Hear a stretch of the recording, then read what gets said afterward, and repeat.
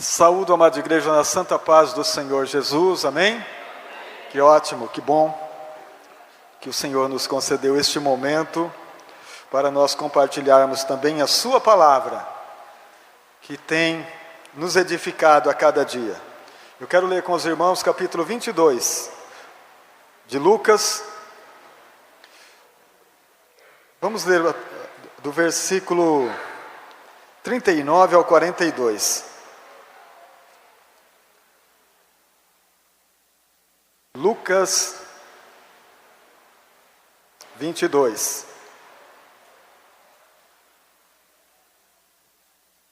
Vamos ler esses 3 versículos que diz assim: E saindo foi, como costumava, para o Monte das Oliveiras, e também os seus discípulos o seguiram. E quando chegou àquele lugar, disse-lhes: Orai, para que não entreis em tentação. E apartou-se deles cerca de um tiro de pedra, e pondo-se de joelhos orava, dizendo: Pai, se queres, passa de mim este cálice. Todavia, não se faça a minha vontade, mas a tua. Oremos. Senhor, obrigado pela tua palavra santa e gloriosa, que edifica a nossa alma em ti. Que a tua presença possa trazer paz aos corações. E que a palavra possa edificar a nossa vida com entendimento, com sabedoria de Deus, para que a gente viva intensamente debaixo desta graça, desta fé, que uma vez foi dada a cada um de nós para vivermos aquilo que o Senhor planejou, edificou o caminho para que nós pudéssemos caminhar por ele. Por isso nós te agradecemos em nome de Jesus. Amém, queridos? Amados, eu quero falar sobre esta palavra, sobre um tema que veio ao meu coração, que é as dores do propósito. As dores do propósito. Eu gostaria que você prestasse bastante atenção naquilo que Deus pretende nos dizer, ou então deixar gravada em nosso coração, esta palavra. Existem 2 tipos de dores que de alguma maneira atingem, sufocam a alma do ser humano. As dores do mundo, quando sem esperança o ser humano labuta para encontrar a paz, para encontrar a segurança, e ele não encontra, porque o mundo não pode oferecer estas coisas, mas a alma grita dentro, a alma grita lá dentro, desesperadamente, e não sabe para onde ir. É por isso que as pessoas que não têm a esperança em Cristo, eles precisam se apegar a algo que lhe tragam segurança. E a gente sabe que quem traz segurança para o mundo é o segundo Deus colocado na Bíblia, que é o dinheiro.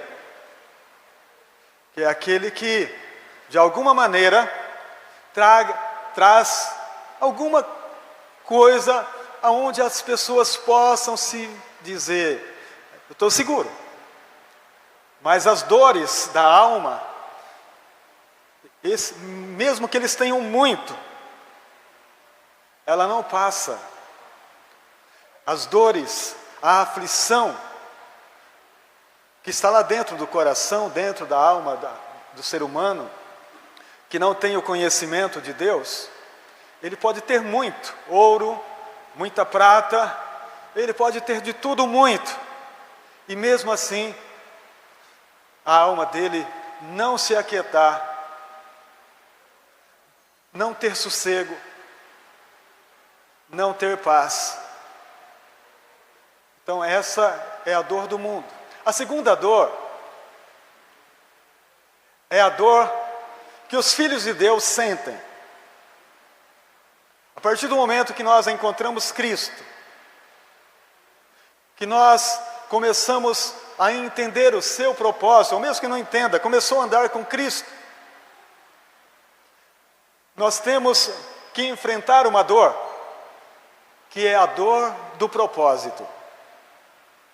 O propósito é um caminho diferente, desconhecido de cada um de nós.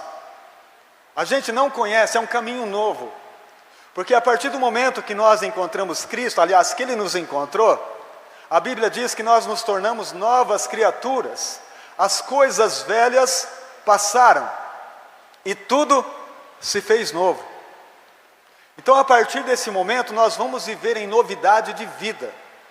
A partir desse momento, começa na vida de cada filho o propósito que o Pai tem com ele antes da fundação do mundo, antes de nos criar, antes que houvesse céus, terra. Isso aí foi bem lá em algum tempo da eternidade, que nós não temos como explicar isso, mas a Bíblia diz que Jesus Cristo morreu antes da fundação do mundo.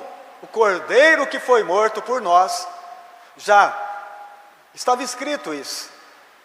Então Deus, dentro do seu propósito, Ele escreveu uma história para a gente, para mim e para você. Nós temos uma história escrita que tem um final, que tem um começo, meio e fim maravilhoso. Mesmo que nós não compreendemos o caminho, mas nós não precisamos compreender mesmo, nós seremos guiados por Ele. Nós seremos guiados pelo caminho e para o caminho. Israel sofria lá no Egito as dores do mundo, as aflições sobre Faraó, a angústia da alma, e a alma deles gritava dentro deles. E certo dia Deus chamou Moisés e disse: eu ouvi o clamor da alma deles, eu escutei a dor, as aflições que eles estão passando.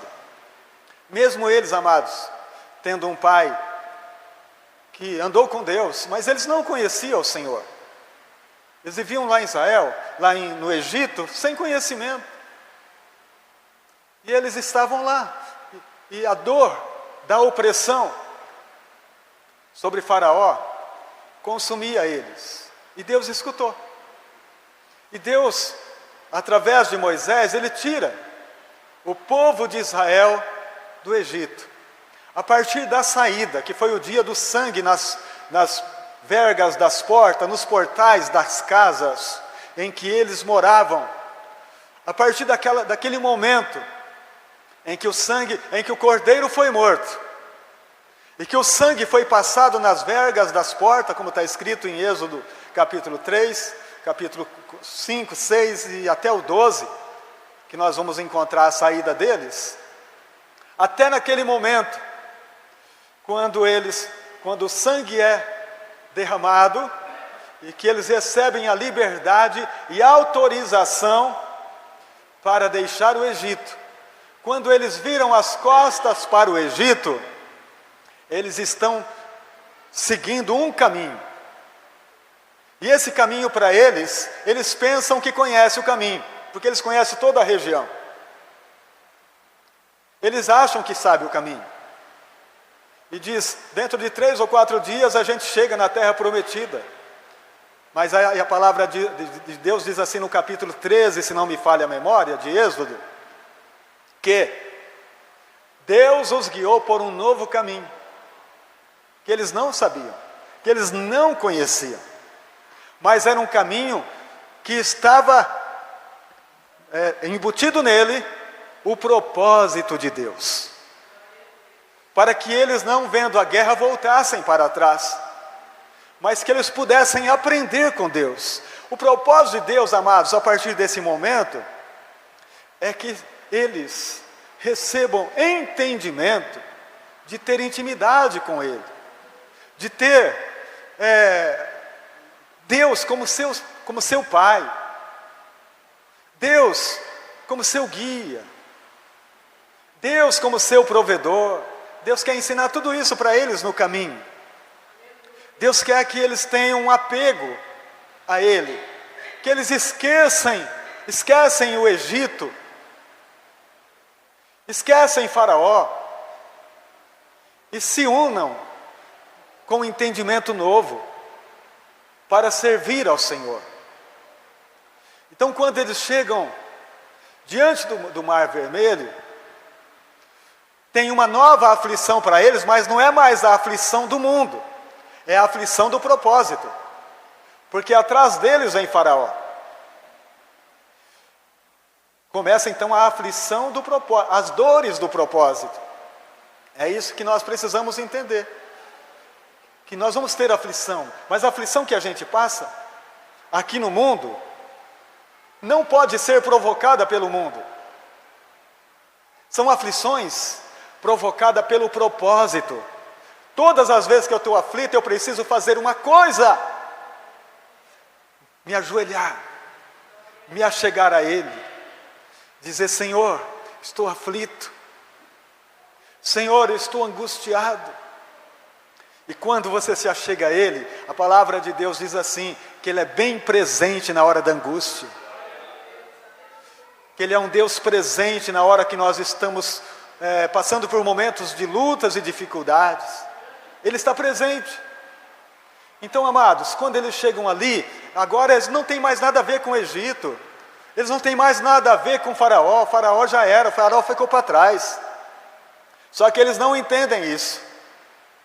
Então agora eles estão diante do Mar Vermelho, ouvindo o som da carruagem de Faraó que está vindo, o barulho dos guerreiros, e eles estão numa angústia horrível. E o Moisés está com o cajado na mão, com os pés na água. Ele começa a orar: Senhor, o que a gente vai fazer? Falando: fazer o que, meu filho? Você está no propósito. Não tem que fazer nada. Você diga para o povo marchar, só isso. Diga para o povo seguir. Diga para o povo continuar. É isto. Irmãos, por falta de entendimento no propósito de Deus, a gente para em todos os obstáculos que surgem em nossas vidas. Em cada um deles há uma parada. E o inimigo sabe disso, coloca muitos deles para fazer a gente parar, para fazer com que a gente não vá e não cumpra a vontade de Deus nas nossas vidas. A gente enrola e passa disso para lá e muda e fica tentando resolver as coisas, fazendo uma ponte sobre o mar, e aí não dá conta de fazer a ponte e não consegue atravessar, e aquela luta horrível. Não é verdade? Então nós precisamos, queridos, entender, a partir do momento que você virou as costas para o mundo, virou as costas para Faraó, ele não tem mais nada a ver contigo, ele não tem mais nada a ver com a igreja, não tem mais nada a ver comigo. Tudo que acontecer da agora para frente, tudo, não é algumas coisas não, tudo o que acontecer vai cooperar para o meu bem. Amém, queridos? Vai cooperar para o bem daqueles que foram chamados pelo seu decreto. As dores do propósito é para o meu crescimento. É para a igreja conhecer a Deus. É para a igreja compreender quem é esse Deus. Amados, esse é o entendimento. Nós vamos ler um texto que está em Gênesis 37, do 13 ao 25. Deus vai falar com José sobre o propósito que ele tem na vida dele. E daí para frente, irmãos, ele vai entrar em um período de luta. Veja isso. Gênesis 37, do 13 ao 25. Disse, pois, Israel a José: não apacentam os teus irmãos junto de Siquém? Vem, enviar-te-ei a eles. E ele respondeu: eis-me aqui. E ele lhe disse: ora, vai, vê como estão teus irmãos, e como está o rebanho, e traze-me a resposta.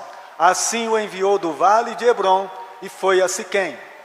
E achou um homem, porque eis que andava errante pelo campo. E perguntou-lhe o homem, dizendo: que procuras? E ele disse: procuro meus irmãos. Dize-me, peço, onde eles estão, onde eles apacentam. E disse aquele homem: foram-se daqui, porque ouvi-os dizer: vamos a Dotã.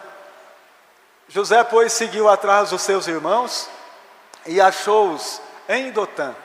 E viram-no de longe, e antes que chegasse a eles, conspiraram contra ele para o matarem. E disseram um ao outro: eis, lá vem o sonhador mor. Vinde, pois, agora e matemo-lo, e lancemo numa destas covas, e diremos: uma fera o comeu, e veremos que será dos seus sonhos. E ouvindo o Rubem, livrou das suas mãos e disse: não lhe tiremos a vida. Também lhe disse Rubem: não derrameis sangue, lançai-o nesta cova, que está no deserto, e não lanceis mão nele. Isto disse para livrá-lo das mãos deles, e para torná-lo a seu pai. E aconteceu que, chegando José aos seus irmãos, tiraram de José a sua túnica, a túnica de cores que trazia, mais um. E tomaram-no e lançaram na cova, porém a cova estava vazia, e não havia água nela, mais um. Depois assentaram-se a comer pão, e levantaram os seus olhos e olharam, e eis que uma companhia de ismaelita vinha de Gileade, e os seus camelos traziam especiarias e bálsamo e mirra, iam levá-los ao Egito. Presta atenção na frase em cima, que diz: depois se assentaram a comer pão. José, ele sabia que Deus tinha um propósito na vida dele, pelos sonhos que ele recebeu de Deus. Ele contou os sonhos a seu pai, aos seus irmãos, e os sonhos mostravam que ele seria a cabeça dos filhos, cabeça da família. E isso trouxe uma certa inveja, um certo ciúmes por parte da família. Mas o propósito de Deus, ele está neste momento em que José recebe do seu pai uma ordem. Ele começa a acontecer a partir de agora. A ordem é que ele vá visitar os irmãos, ver como eles estão e leve pão para eles. Então ele está a caminho para trazer notícia para o pai depois, porque naquele tempo, irmãos, eles ficavam meses fora de casa apacentando as ovelhas. E de vez em quando, um dos filhos buscava alimento e trazia para eles. E nesse dia, José está levando o pão para os seus irmãos. E como já havia alguns atritos, como nós já sabemos que está relatado biblicamente falando, quando ele é visto pelos irmãos, eles se reúnem, se macumunam entre eles, dizendo: a gente vai matar ele. Nós vamos matar nosso irmão, porque ele é o mais querido do pai, ele é isso, ele é aquilo, e tal. E eles combinam isso. Mas Rubem, que é o irmão mais velho, atrapalha isso. Diz: não. A gente lança ele na cova e faz algo, mas isso não, nós vamos matar o nosso irmão. E eles então veem que está vindo uma caravana de ismaelita. Eles têm a belíssima ideia de lançá-lo na cova e depois vendê-lo para essa caravana de ismaelita. Note bem, irmãos, a partir do momento que José começa a caminhar no propósito, trazer pão para os seus irmãos, ele já está dentro do propósito. A partir desse momento que ele está, os irmãos não querem ele bem, mas ele quer bem os irmãos. O coração dele não é ruim para com os seus irmãos, é um coração bom.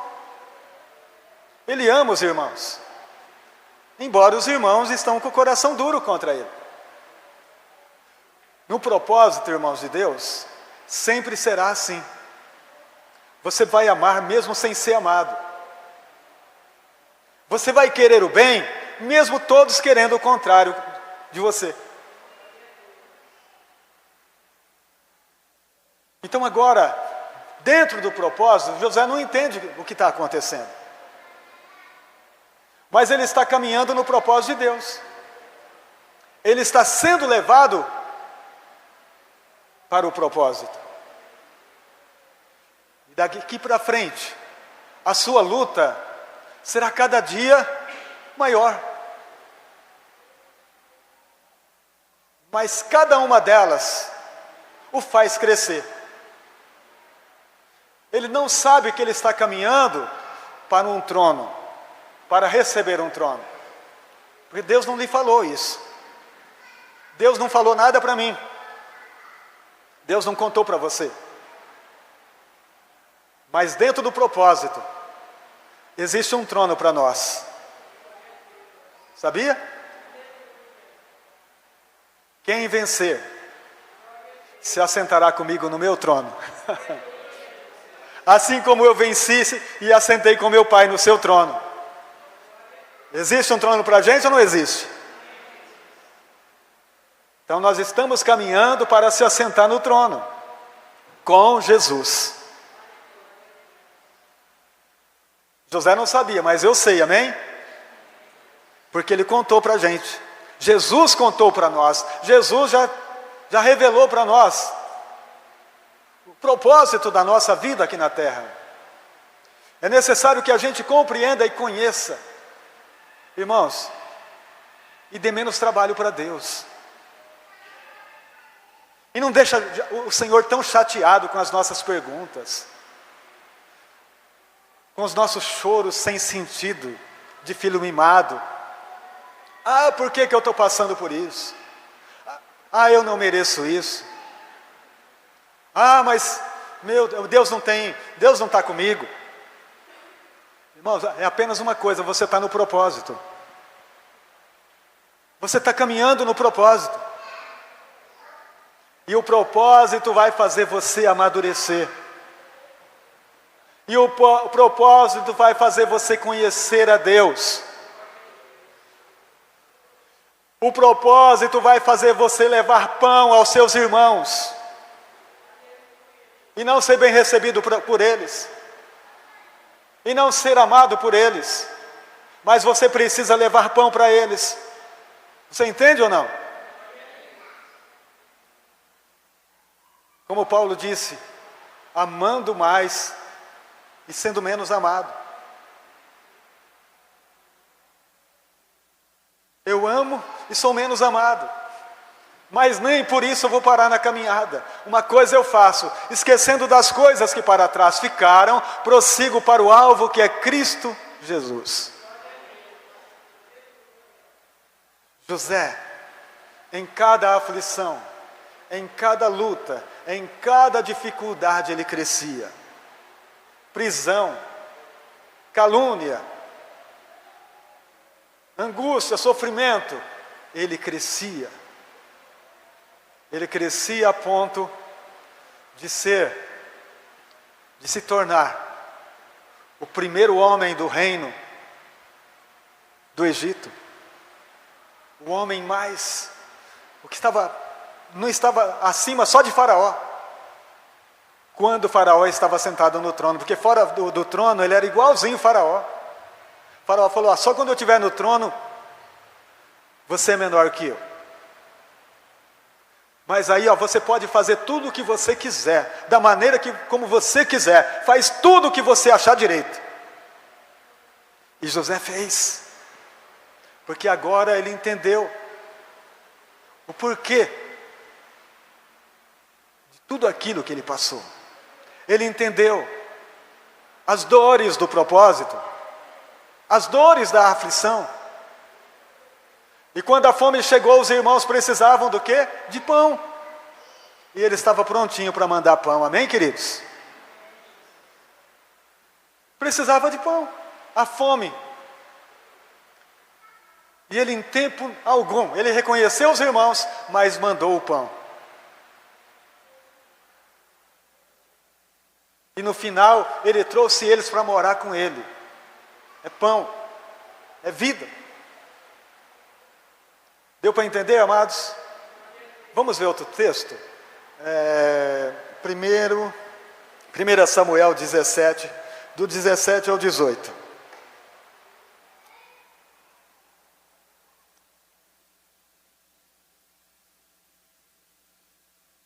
As dores do propósito.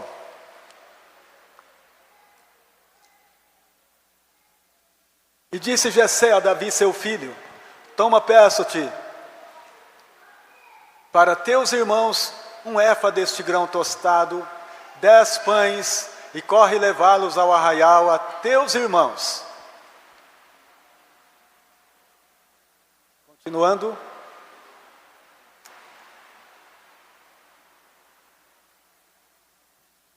Porém, esses 10 queijos de leite, leva ao capitão de 1000, e visitarás a teus irmãos, a ver se vão bem, e tomarás o seu penhor.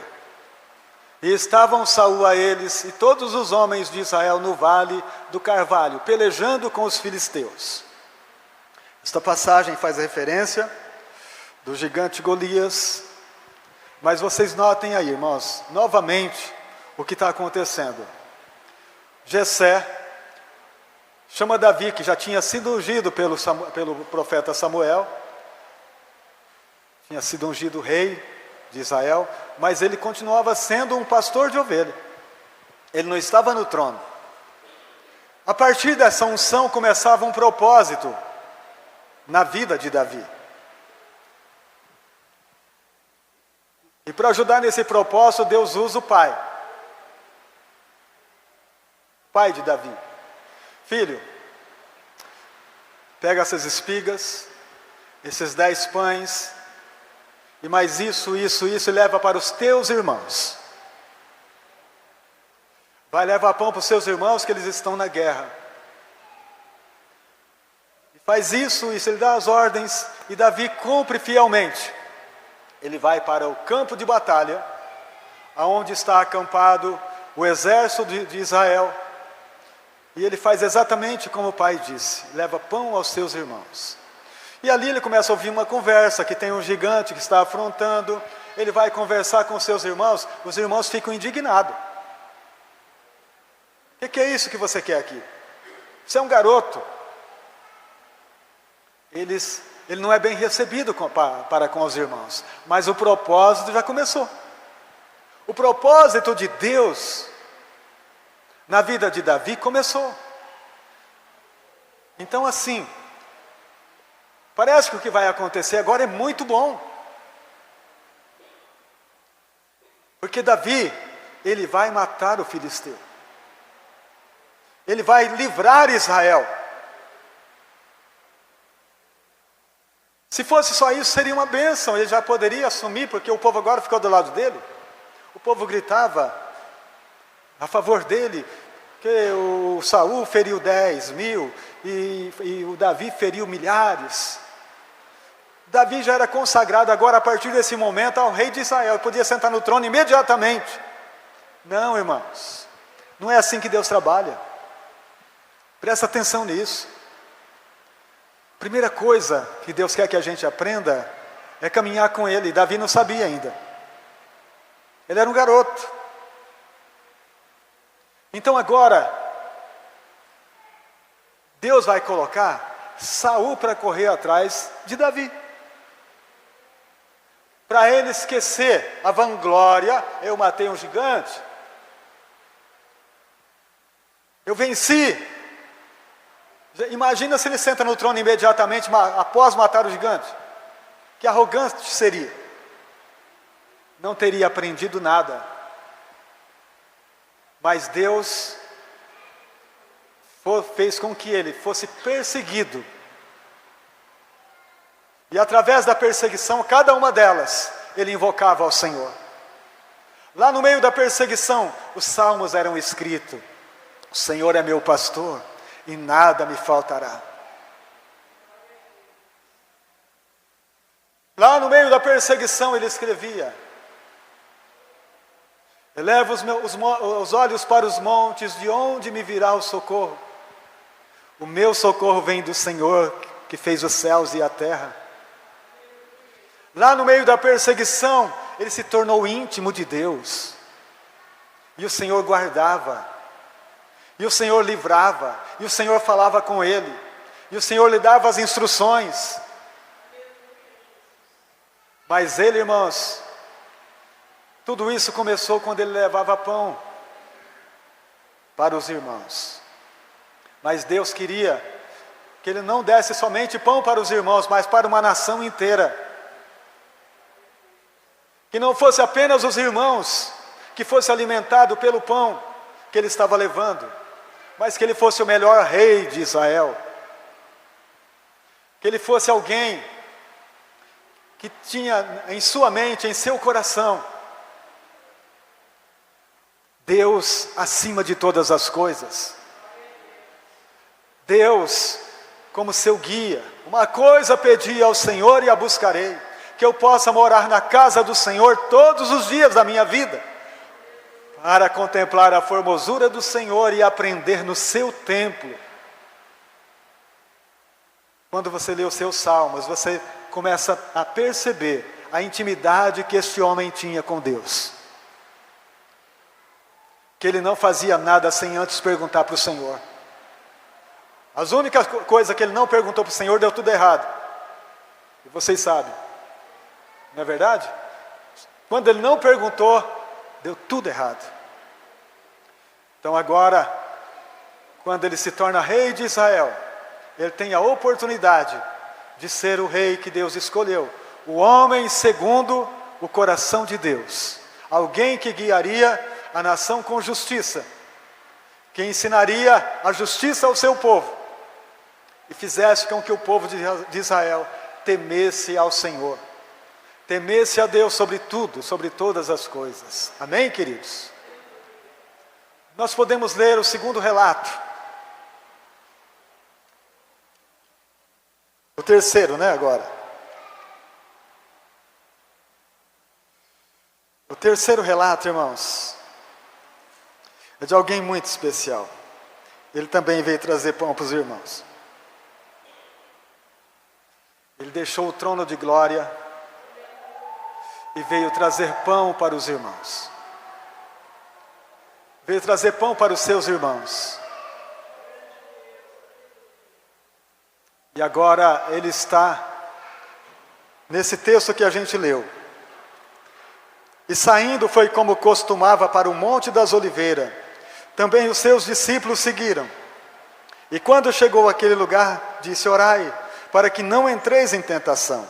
E apartou-se deles um tiro de pedra, e pondo-se de joelho orava, dizendo: Pai, se queres, passa de mim este cálice. Mas em tudo não faça a minha vontade, mas a tua. Trazer pão.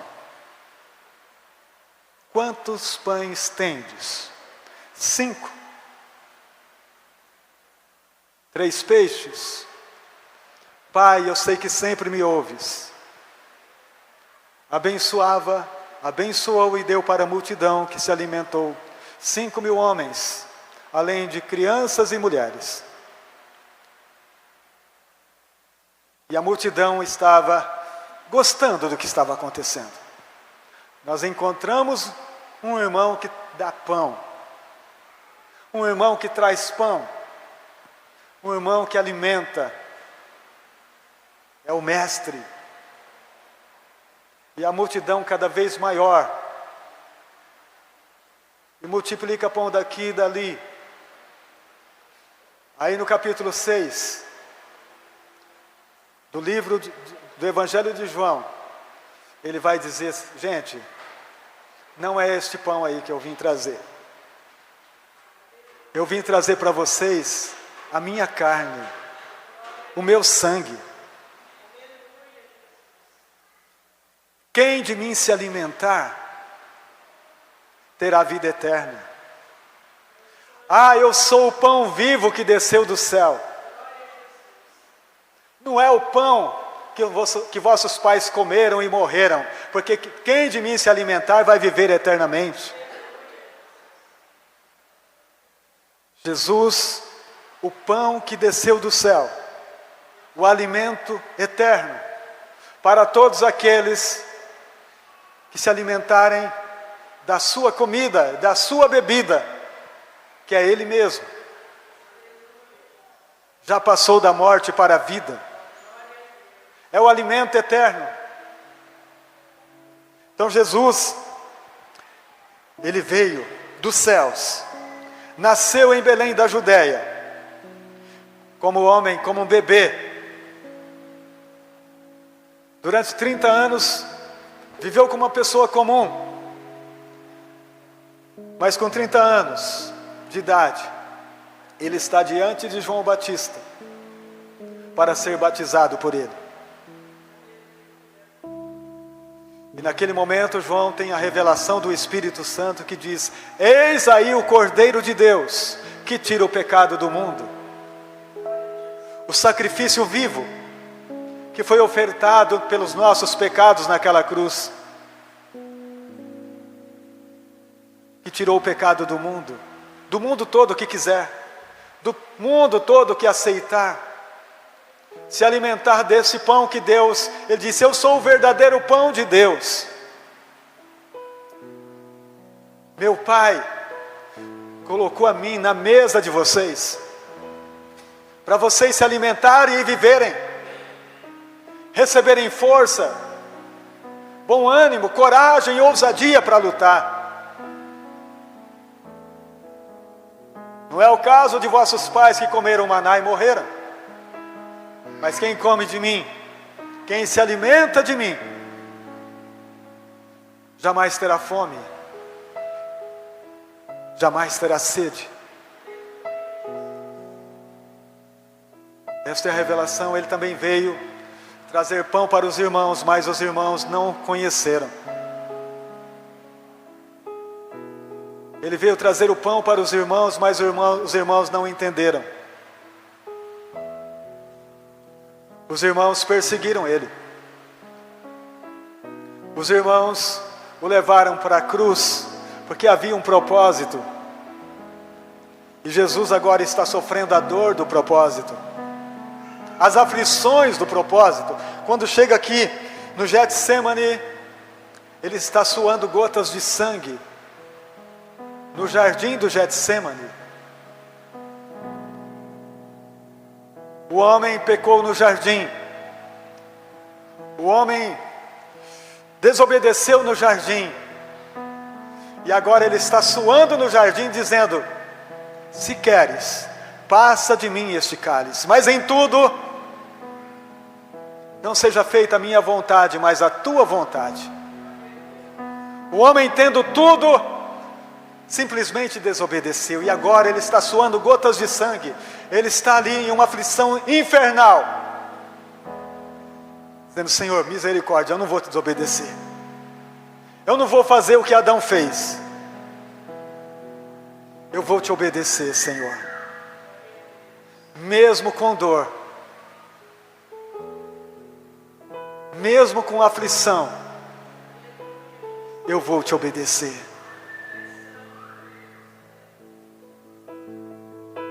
Se você ler o texto todo, quando ele fala isso, Deus envia 2 anjos para confortá-lo. É isso que Ele faz com a gente, amados, quando a gente está na aflição do propósito. A gente é confortado quando a gente ora. Mas Deus não faz passar o cálice Não passou do filho e não vai passar o meu, e não vai passar o seu. Nós recebemos ajuda para continuar, amém? Nós vamos receber ajuda para continuar o propósito, porque não tem razão para saltar etapa.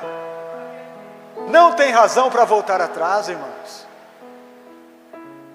Nós temos que continuar ouvindo a Deus em cada dificuldade, em cada luta.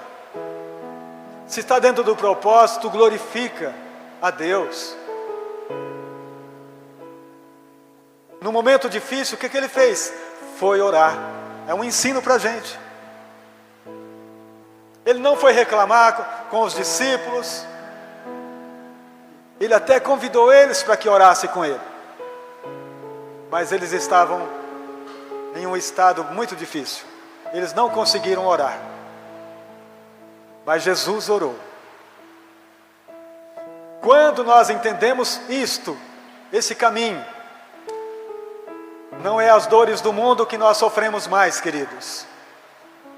Não são as aflições do mundo que vai nos matar, de maneira nenhuma. Mas o que vai nos levar à morte completa da carne é a obediência, é a cruz. Quanto mais de nós morrer, mais de Cristo vamos viver. Quanto mais de nós perecer pelo peso da cruz, mais de Cristo virá sobre nós. Mais parecido com Ele ficaremos. É só você ler a Bíblia, Atos dos Apóstolos, e você vai ver que a coisa não é brincadeira. Que tem lutas, que tem dificuldades. Se eles, cheios de Deus, passaram por aquilo, nós também precisamos nos encher de Deus, para passar por aquilo que está proposto para mim e para você, que eu não sei o que é. Mas nós sabemos que nós estamos aqui por um propósito. E o principal deles é mostrar a glória de Deus. E eu não mostro a glória de Deus fugindo, amados. Não, mas é me apresentando no Getsemane, no lugar do sofrimento. Eu mostro a glória de Deus tomando a minha cruz e seguindo a Jesus. Eu mostro a glória de Deus obedecendo. E não chorando, lastimando, sabe, carregando ruínas. Eu mostro a glória de Deus quando o meu comportamento é semelhante ao de Jesus. Pai, se queres, passa isso de mim. Mas em tudo seja feita a tua vontade. E você vai receber ajuda imediata. Porque Ele está lá. Porque Ele está conosco todos os dias, até a consumação dos séculos.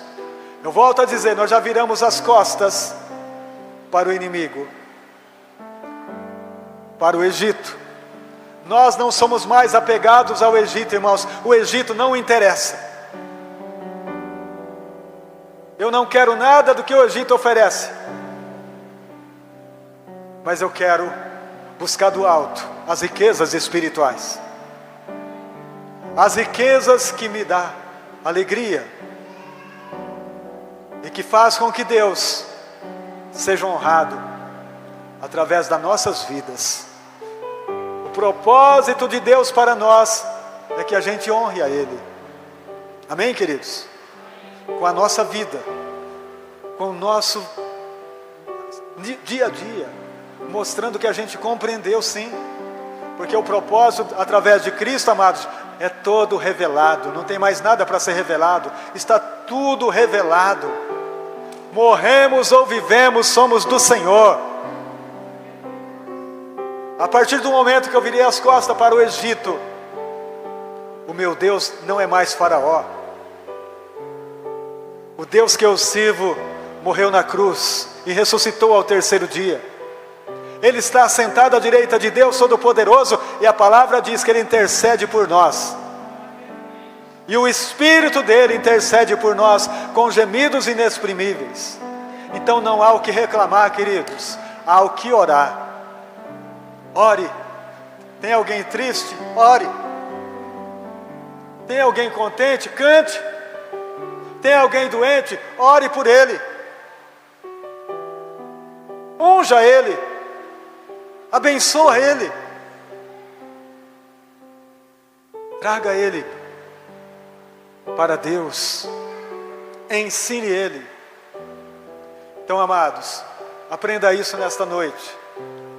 Tínhamos dores lá que não ia levar a gente para nenhum lugar ideal. As dores do mundo não levam ninguém para a glória, mas as dores do propósito é porque nós já estamos na glória com Cristo. Nós já estamos assentados com Ele nos lugares celestiais. Amém? Fique com esta palavra, vamos nos colocar de pé.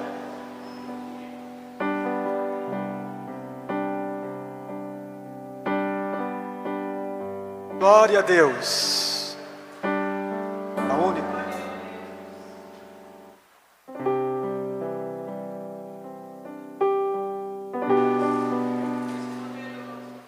Glória a Deus. Feche teus olhos, amados. Feche teus olhos. Deixa o Espírito Santo falar contigo. Se você entendeu a palavra desta noite, você vai glorificar a Deus por tudo que você tem passado. Deixa Ele ser visto através de você. Aleluias. Oh, glória a Deus. Senhor, que esta palavra penetre fundo no coração dos teus filhos e que recebam a graça do conhecimento desse Deus tão grande, e que através da visão que o teu Espírito traz para nós, nós devemos, Senhor, nós devemos continuar repartindo o pão com os nossos irmãos, com os irmãos que não entendem, com os irmãos que não conhecem. Nós devemos continuar repartindo o pão da vida, o pão que é o alimento maior, o pão que é a salvação, o pão que é a vida, que é o propósito de Deus para nós. Que a glória do Senhor se move, se manifesta em cada lar, em cada família, e que a gente distribua, Senhor, com carinho, amor, mesmo não sendo compreendido, este amor, esta fé, esta coragem, esta ousadia que Deus nos dá, através da sua morte na cruz. Nós recebemos tudo. Obrigado, Senhor.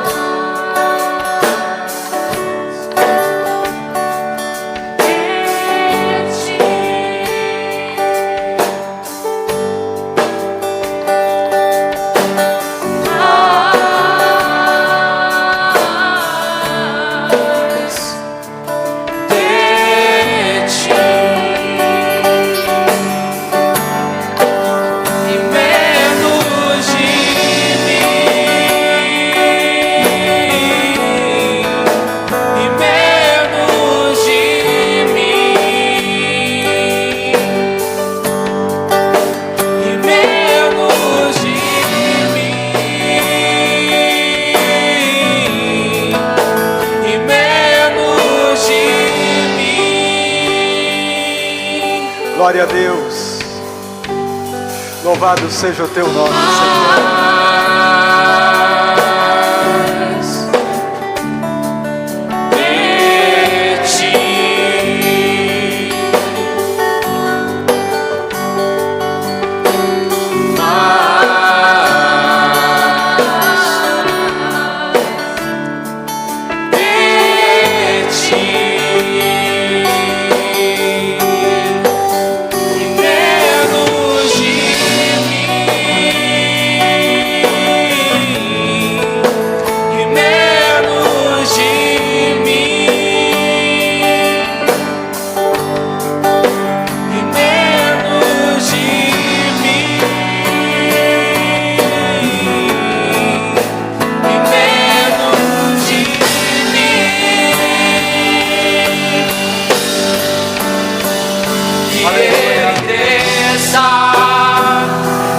diminua, que Ele apareça, eu me constranja com a sua glória e todo o seu amor, infinita humildade, servo de todos os irmãos, que Ele cresça, eu diminua, que Ele apareça, eu me constranja com a sua glória e todo o seu amor, infinita humildade, servo de todos os irmãos.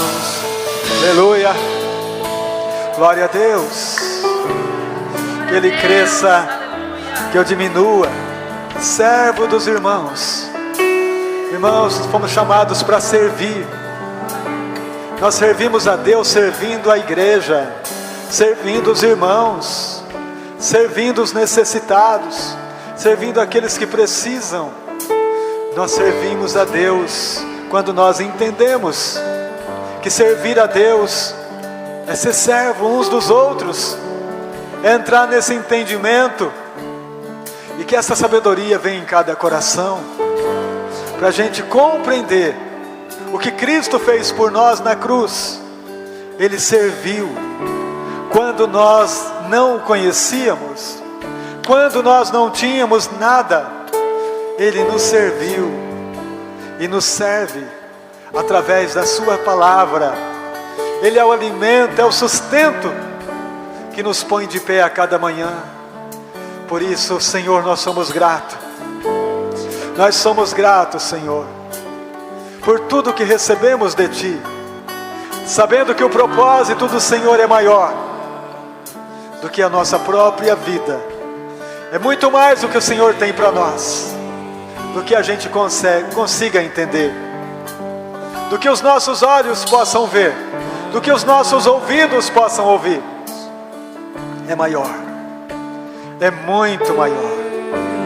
Por isso nós te agradecemos em nome de Jesus. Vamos aplaudir o Senhor. A Ele toda a honra, a Ele toda a glória, todo louvor, toda adoração. Aleluias. Glória a Deus.